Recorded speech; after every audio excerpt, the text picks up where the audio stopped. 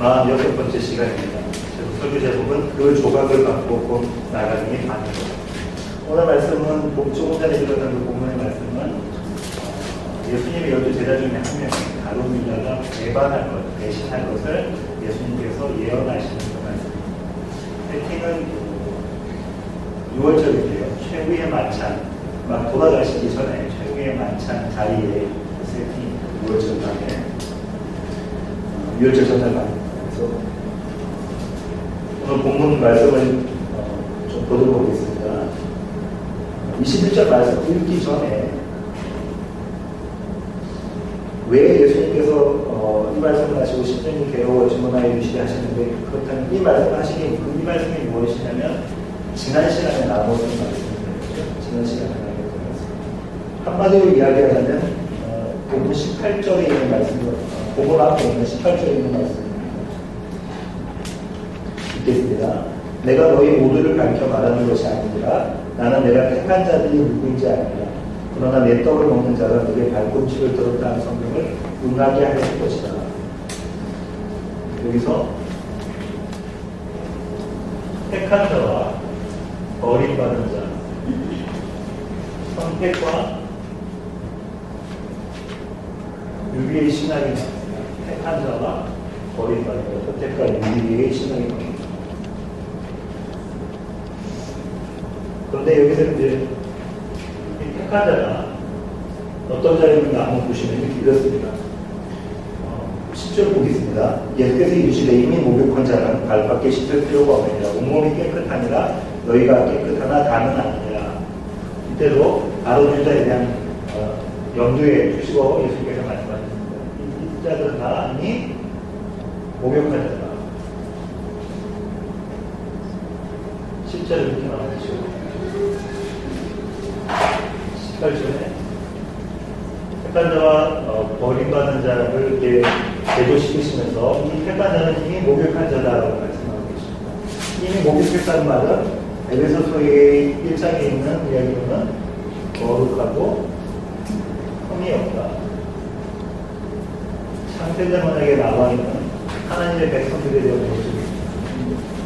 근데 우리가 여기서 살펴볼 게 있어요. 예수님의 12제자 중 가운데 11제자가 이미 목욕한 자라고 하시는데, 이미 그들은 거룩하고 흠이 없다고 했는데, 우리의 눈으로 보니까 그 사람들이 거룩하고 흠이 없습니다. 우리의 눈으로 보니까 그 사람들이 믿음이 있었습니다. 그렇지 않은 것 같아요. 왜냐하면 이 이후에 나오는 장면들 가운데 믿음 없는 장면들이 계속해서 나옵니다. 그렇죠? 그 다음에 여기서 믿음은 우리의 것이 아니다. 우리의 것이, 그럼 믿음은 하나님의 선물이다. 이런 사실을 알 수 있게 됩니다. 그 다음에 버림받은 자에 대해서 조금 살펴보면, 이 버림받은 자에 대해서 어떻게 이야기를 하고 계시냐면 18절 그 밑에 부분입니다. 그러나 내 떡을 먹는 자가 내게 발꿈치를 들었다 하는 성경을 응하게 하는 것이다. 지난번에 이미 살펴본 것처럼 발꿈치를 듭니다. 이것은 배신에 대한 얘기를 말씀드렸고, 특별히 시편 41편 9절에 다윗의 시에서 나왔다고 말씀드렸습니다. 다윗이 가장 친했던 사람들, 어떤 신학자들은 자기 아들이라고도 이야기하고요. 어떤 신학자들은 자기 부하 중에서 가장 친했던 사람들이 그 가장 친했던 사람들 중에서 한 사람이 자기를 배신했거든요. 그 시편에 나온 것이 발꿈치를 들었다라는 표현이 나와요. 그런데 이 발꿈치라는 단어가 또 쓰일 때가 있어요. 어디 쓰였을까요? 여기 쓰입니다. 예, 참 이른바 원시노동이라는 창세기 3장 15절. 좀 찾아볼까요?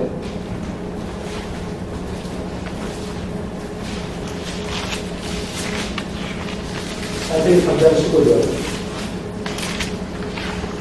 내가 너를 여자와 원수가 되게 하고 내 후손도 여자의 후손과 원수가 되게 하니 여자의 후손은 내 머리를 상하게 할 것이고 것이면 그의 발꿈치를 상하게 할 것입니다 하시고, 그리고 원칙을 발꿈치라는 이 단어가 갖고 있는 뉘앙스가 있는 거죠.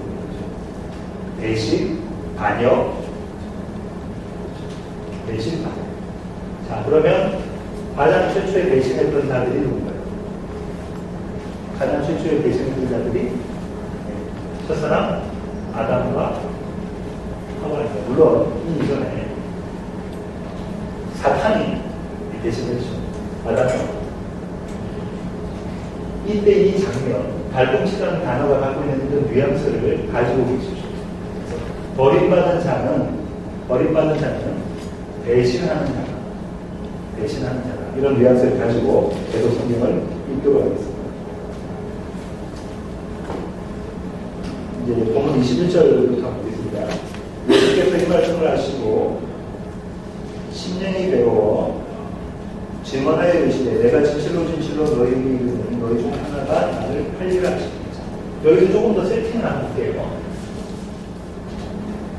당시에 아마 이렇게 좌석배치를 했을 것이라고 신학자들 이야기합니다. U자로 하시고 예수님께서 가운데 앉으시고 그다음 그 주위에 아마 예수님께서 사랑하시는 자, 신학자들 대부분 사도 요한이라고 요한이라는 데 동의합니다. 그리고 그 옆에 이쪽 라인에 유다, 다른 유다가 있을 것이고 여기 어디 중에 베드로가 돼서 요한과 눈짓을 했을 것이다 이렇게 보고 있습니다. 이제 어떻게 하냐면 요한은 예수 그리스도의 품에 안겨 있는 거예요. 왜 이렇게 하냐면 지금 우리가 성화에서 보는 그 최후의 만찬처럼 그렇게 유대 사람들도 식사를 안 했어요. 어떻게 하냐면 걸쳐서 다리를 쭉 뻗고 걸쳐서 한쪽 팔은 테이블에 기대고 한쪽 팔로 먹는 그런 모습. 거의 누워서 안 눕다시피 해서 먹는 그런 모습입니다. 이런 구조, 이런 세팅 안에 그림을 그리시고 말씀을 드리도록 하겠습니다. 예수께서 이 말씀을 하시고 심령이 괴로워, 마음이 괴로워, 영적인 괴로움에 대한 이야기입니다. 증언하여 이르시되 이렇게 나와 있습니다. 예수님께서 증언하십니다.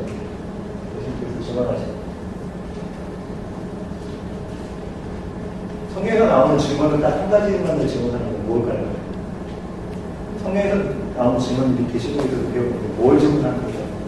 복음을 증언하는 게 있거든요. 하나님의 말씀을 복음을 증언한다는 얘기는 뭐냐면 우리 이미 알다시피 삼위일체 하나님께서는 언약을 세우셨어요. 하나님 스스로의 언약, 다른 말로는 창세전 언약이라고 말씀드렸어요. 에베소 1장 4절에 있는 창세전 언약. 예수 그리스도 안에서 하나님께서 택하신 백성들을 그분 앞에서 거룩하고 흠이 없는 자로 만들기 위해서 이미 목욕한 자 이렇게 이야기했죠. 이들이 어떤 걸 하기 전에 이미 목욕한 자가 돼 있었어요. 창세전부터 하나님께서 택하신 자들이라고 선택하셨어요. 하나님의 역사를 이루시기 위해서 이 언약을 이루시기 위해서 이 땅의 역사라는 것을 펼치십니다. 이 지상의 세계고요. 천상의 세계이죠. 역사를 펼치십니다. 그래서 이 역사를 그분의 역사에서 히스토리라고 부른다고 말씀드렸습니다. 역사를 왜 이루시느냐? 하나님의 언약, 하나님 스스로의 언약을 성취하시고자 역사를 만드신 거예요. 그러면 이 역사의 성취에 하나님의 언약의 성취에 계시가 있을 거고 절정이 있을 거고 완성이 있을 거고 하나님은 이 세상을 다 만들고 난 다음에 첫 창조하시고 난 다음에 다 이루었다고 말씀하셨어요. 찾아보겠습니다. 창세기 2장 1절입니다.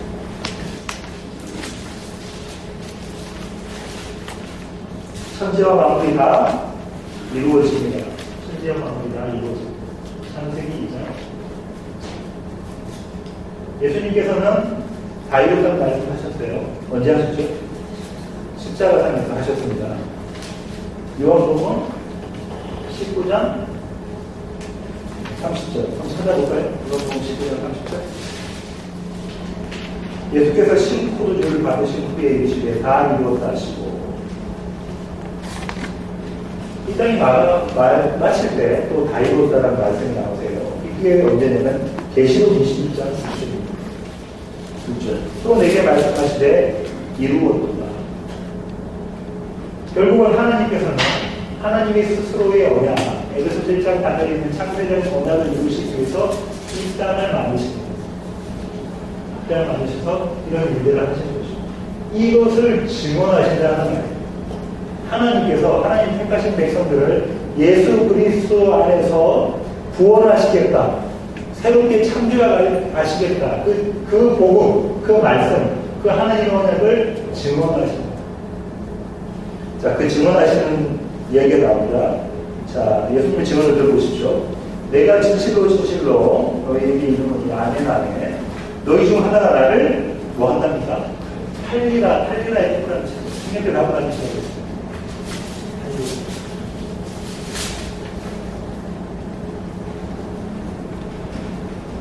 여러분 구약에서 어떤 게 있냐면 어떤 장면을 떠올리셔야 되냐면 누군가 대신해서 자기의 신부를 사가지고 온 사람이 있어요. 호세아죠. 호세아가 음녀, 요한계시록에 나오는 음녀, 바벨론 음녀 누구를? 고멜을 사가지고 옵니다. 얼마에 사갖고 온가 궁금하시죠? 모르겠습니다. 호세아 3장 1절부터 5절까지. 호세아 3장 1절부터 5절까지 제가 한번 읽어보겠습니다. 여호와께서 내게 이르시되 이스라엘 자손이 다른 신을 섬기고 범소도 과자를 짓을지라도 여호와가 그들을 사랑하나니 너는 또 가서 타인의 사랑을 받아 음녀가 된 그 여자를 사랑하여라 하시니 여기 음녀는 누구라고 쳐야 됩니다. 고멜, 바빌론, 세상 다 같은 말이죠. 내가 15개와 보리 한 호멜 반으로 나를 위하여 그를 사고 그에게 이르기를 너는 많은 날 동안 나와 함께 지내고 운행하지 말며 다른 남자를 따르지 말라. 나도 내게 그리하리라 하였노라. 5절 읽겠습니다. 그 후에 이스라엘 자손이 돌아와서 그들의 하나님 여호와와 그들의 왕 다윗을 찾고 마지막 날에는 여호와를 경외함으로 여호와와 그의 은총으로 나아가리라. 이전에 뭐라고 했습니까? 누가? 호세아가 누구를 위해서? 여호와 하나님을 위해서 고멜을 사가지고 와요. 얼마에 사갖고 옵니까? 얼마에? 은? 15년과 보리 한 호멜. 당시에 보리 한 호멜의 가치는 얼마냐면 15년. 그럼 그건 몇 년이에요? 30년. 그 30년 갖고 사갖고 도 장면이에요. 자, 보시죠. 팔리다에서 이때 가로리다가 얼마였어요? 30에 판 걸 다시 사가보는 모습. 계속하시는 모습입니다. 22절. 제자들이 서로 보면 누구에게 대하여 말씀하시는지 의심하더라. 지금 누군지 모르요. 누굴까? 12명이 서로를 쳐다보고 있겠죠. 혹시나 자기가 하는 생각도 들 수도 있습니다.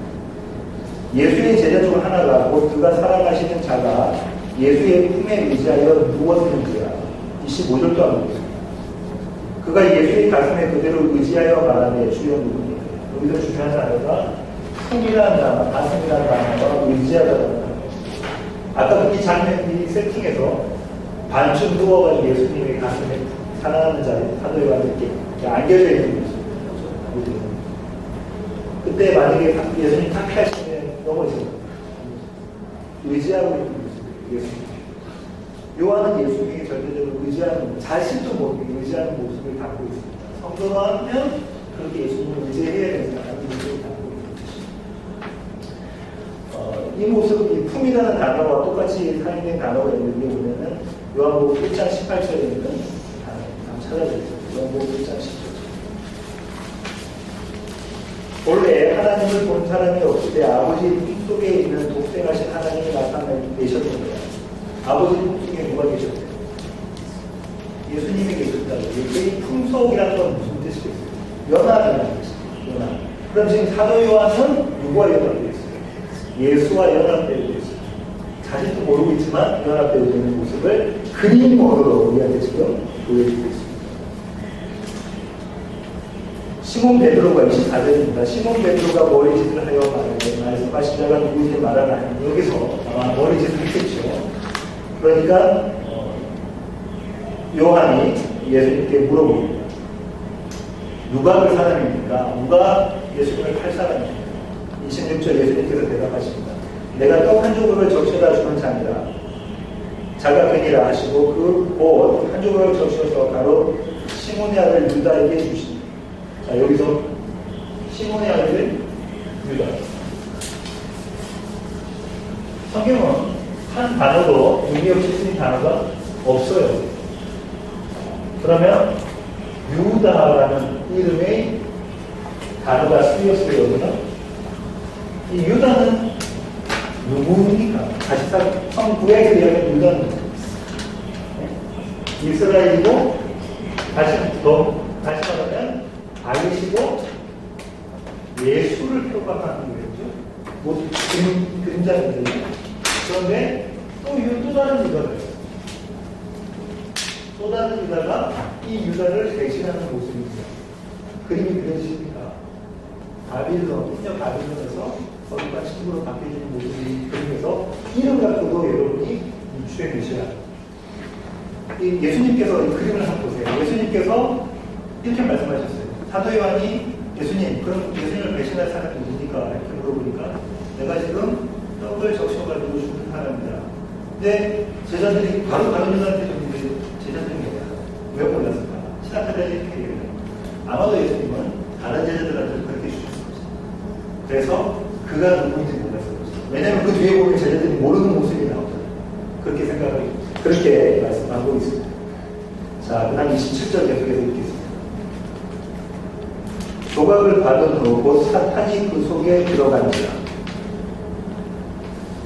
이에 예수께서 유다에게 이르시되 내가 한 일을 속해하노라. 자, 27절입니다. 조각을 받은 날에 이 떡이죠. 조각을 받은 후 그다음 사탄이 누구한테 들어가요? 유다한테. 떡은 요한복음 6장에서 뭐라고 얘기했죠? 예수 그리스도의 예수. 다시 말하면 말씀입니다. 말씀이 육신되었습니다. 말씀을 받고 난 다음에 그 즉시 사탄이 유다에게 이런 장면이 그려진 그 구약의 장면이 있어요. 어딜까요?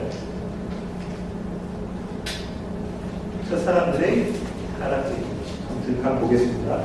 창세기 2장 16절 17절 여호와 하나님이 그 사람에게 명하여 이르시되 동산 각종 나무의 열매는 내가 임의로 먹되 선악을 알게 하는 나무의 열매는 먹지 말라. 내가 먹는 날에는 반드시 죽으리라 하시니라. 이렇게 말씀하셨어요.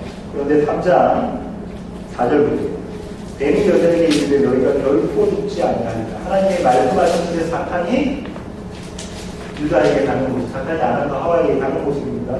너희가 그것을 먹는 날에는 너희 눈이 밝아져 하나님과 같이 되어 선악을 알고 하나님이 아시니라. 이런 무조건가 말씀이 주어지면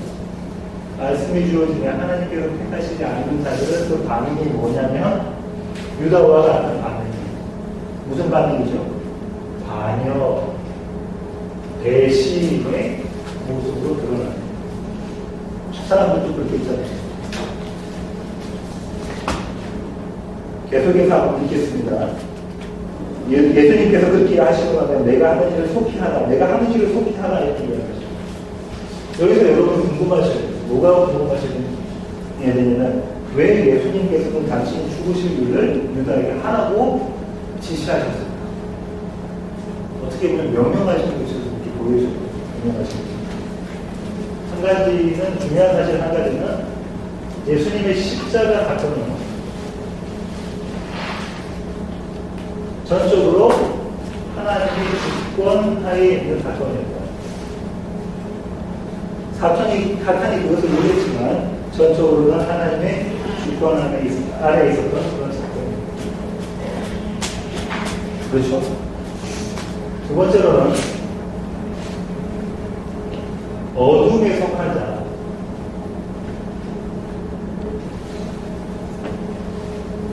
어둠에 속한 자의 일은 무엇이냐면 조금 전에 했던 것처럼 배신하는, 반역하는 일.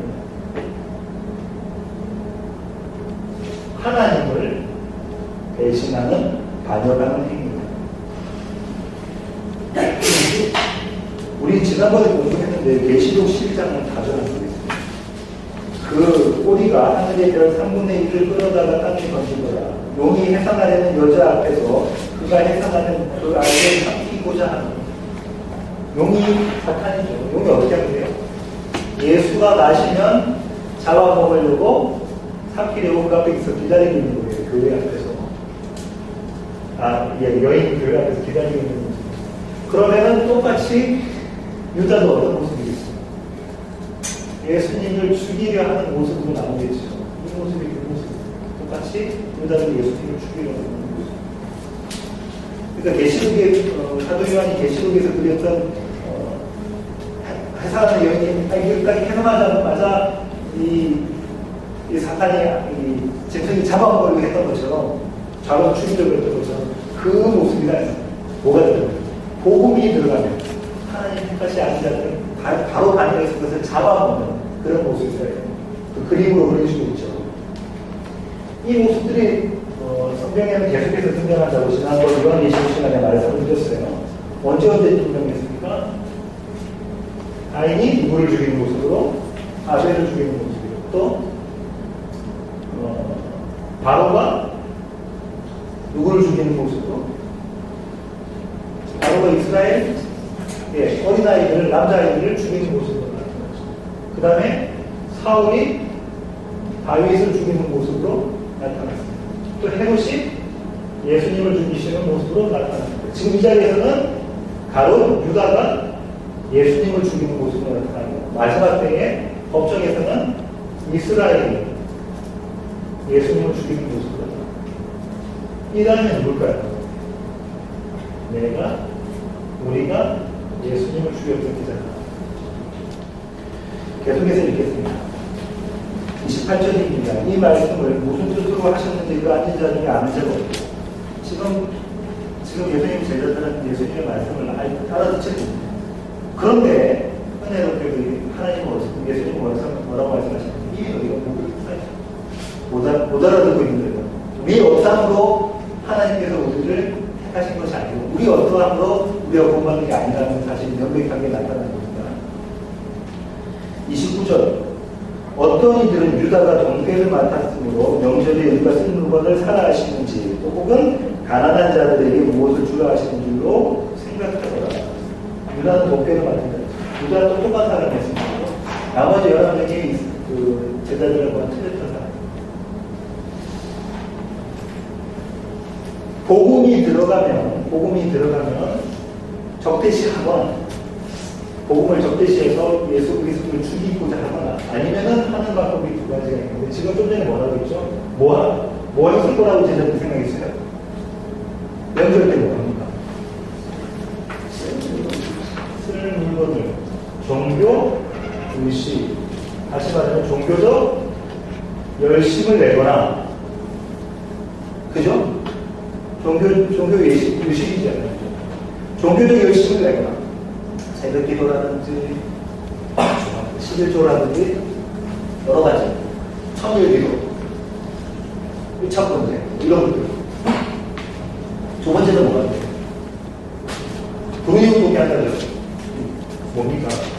선한 행동 윤리적 열심.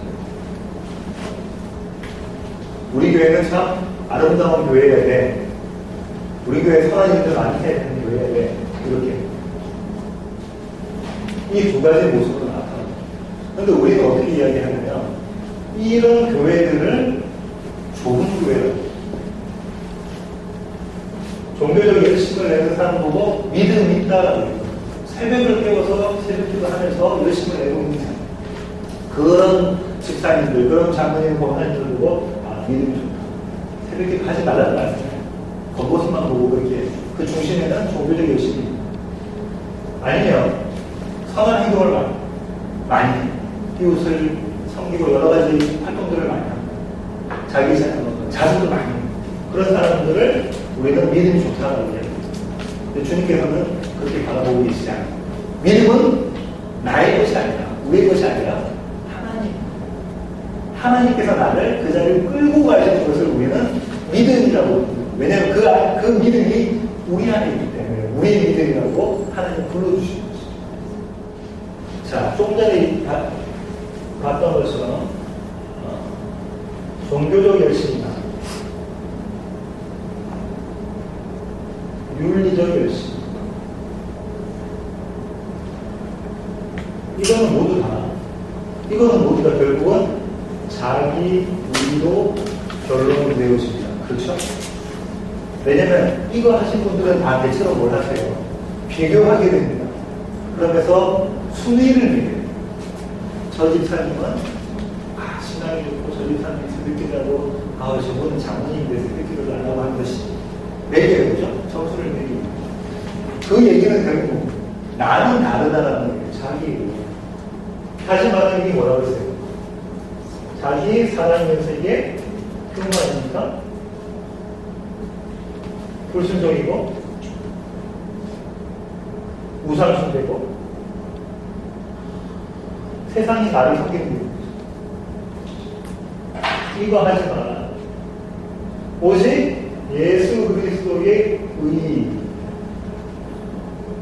이것만이 너희를 살리는 거야. 주님 말씀하시죠. 다른 어떤 것도 아니에요. 오직 예수 그리스도의 의만인 거예요. 그래서 이들이 지금 정신도 못 차리고 있을 이때에 주님께서 너희는 이미 다 고백하는 자야. 이렇게 말씀하시죠. 마지막까지 읽어놓는다면 30절. 유다가 그 조각을 갖고 곧 나가니 반이더라. 유다가 그 조각을 갖고 곧 나가니 반이더라. 아까 말씀드렸습니다. 그 조각이 뭐라고 그랬죠? 무슨 조각? 떡 조각이라고 그랬죠? 그거는 말씀이고, 네, 예수 그리스도. 한마디로 복음입니다. 이걸 갖고 곧 나가니. 나가는 목적이 뭐죠? 유다가 나가는 목적이 뭐죠? 예수님을 팔라고 그러죠. 예수님을 죽이고. 복음을 받은 자들이, 하나님께서 택하시지 않는 자들이 나타내는 반응입니다. 그러고 난 다음에 곧 나가니 하고 난 다음에 헬라어는 뭐가 있냐면 그리고는 대라는 단어가 있습니다. 그 대라는 단어는 이 대라는 단어는 어떻게 쓰여지냐면 영어로는 핸드나 버시나 또 나우나 뭐 이런 단어들하고 같은 뜻입니다. 대라는 단어가 곧 나가니 대로요. 곧 나가니 그리고 밤이더라. 아니면 곧 나가니 그때가 밤이더라. 성경에서 나오는 밤, 이 개념을 알고 계셔야 되죠. 요한복음은 뭐하고 내조하는 복음서라고 했습니까? 빛과 요한복음입니다. 빛과 아니면 낮과 요한복음 문자 그 얘기가 나오죠. 빛이신 하나님께서 오셨는데 모든 세상에 알지 못하더라. 계시록은 뭐가 보여주죠? 하늘에 속한 자들과 땅에 속한 자들 같은 이야기 계속하고 있습니다. 이거 어떻게 이야기하죠? 밤이 나왔어요. 밤은 다른 말로 말하면 전부 다 세상. 여기서 이제 말씀 한번 정리 좀 해볼게요. 인간의 의와 하나님의 의.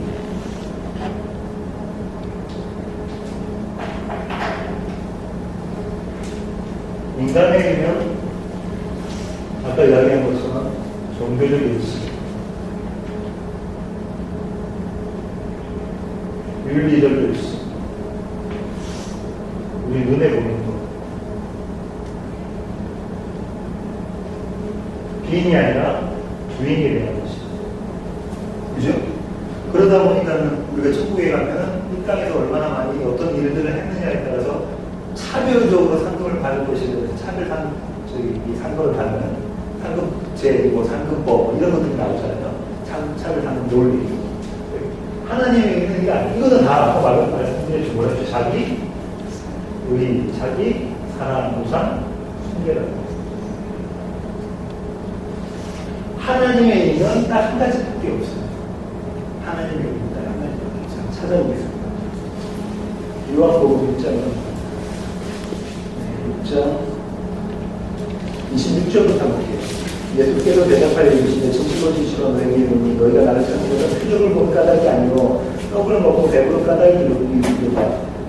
자꾸 이 주인에 대한 이야기가 나오고 있어요. 예수님은 그렇게 하면 안 된다고 이야기하고 계십니다. 썩을 양식을 위하여 일하지 말고 영생하도록 있는 양식을 위하여 하라. 이 양식은 인자가 너희에게 주니 인자는 아버지 하나님께서 인치신 자니라. 그들이 묻되 그러면 우리가 어떻게 해야 하나님의 일을 하고 있다. 하나님의 일을 해야 영생을 얻는다고 그러죠. 예수님께서. 그러니까는 이스라엘 백성들이 묻습니다. 이스라엘 백성들이 그럼 우리가 어떻게 해야 하나님의 일을 하는 겁니까? 그러니까 뭐라고 말씀하시죠? 예수께서 대답하여 이르시되 하나님께서 보내신 일을 믿는 것이 하나님의 일이다. 뭐가?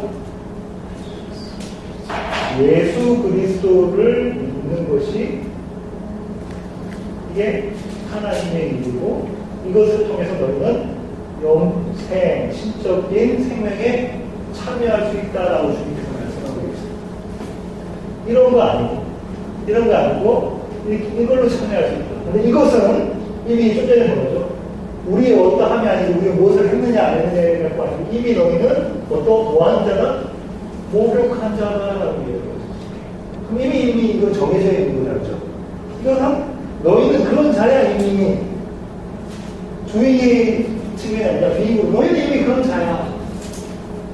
내가 네 안에 그 믿음이라는 걸 넣어줄 거다라고 말씀하고 계십니다. 그래서 예수 믿는 것도 나의 것이 아니다. 지금 제자들의 모습은 예수 믿는 게 나의 어떠함으로 믿는 게 아니잖아요. 나의 신념 이런 걸로 믿는 게 아니에요. 우리의 신념은 조속으로요. 그렇지 않습니까? 우리 신념은 조속으로 그것이 아니라 인간의 의. 자, 지금은 가룟 유다만 부활했는데 한번 보실게요. 가룟 유다가 했던 배신은 뭐였습니까? 가룟 유다가 했던 예수님에 대한 배신은 뭐였어요? 예수님을 고발한 거죠. 베드로가 했던 죄는 뭡니까? 예수님을 모른다고 부인했죠. 그가 예수님 알아야 몰라요. 3년 동안 눈거동으로 수지자인데 나는 몰라요를 표현했어요. 또 다른 제자들, 마가 같은 제자들은 어떻게 뭐 했다고? 벗은 채로 도망갔다고 그러죠. 도망갔죠. 이게 다 뭐 했던 죄예요? 살인죄.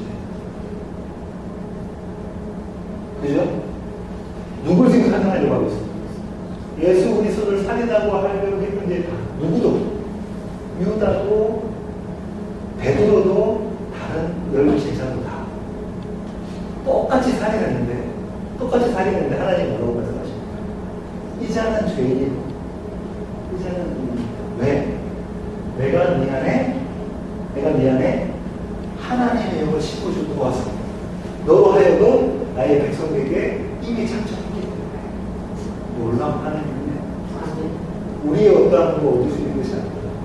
하나님께서 이미 고발했고 예수님을 죽도록 하게끔 고발했고 예수님을 모른다고 부인했고 예수님께로부터 멀어져 가서 예수님 살인하도록 그냥 내버리려 반죽했던 그 모든 죄를 갖고 있는 게 아닙니다. 날마다 상관도 우리가 이걸 보지 않습니까? 그런데 우리도 주님께서 너 죄 없다. 왜? 내 아들을 네가 품고 있기 때문에. 네가 내 아들 안에 품겨져 있기 때문에. 누구처럼? 마치 요한처럼 그렇게 그 주님의 품에 안겨서 기대어서 품에 안겨서 있기 때문에. 죄 없어.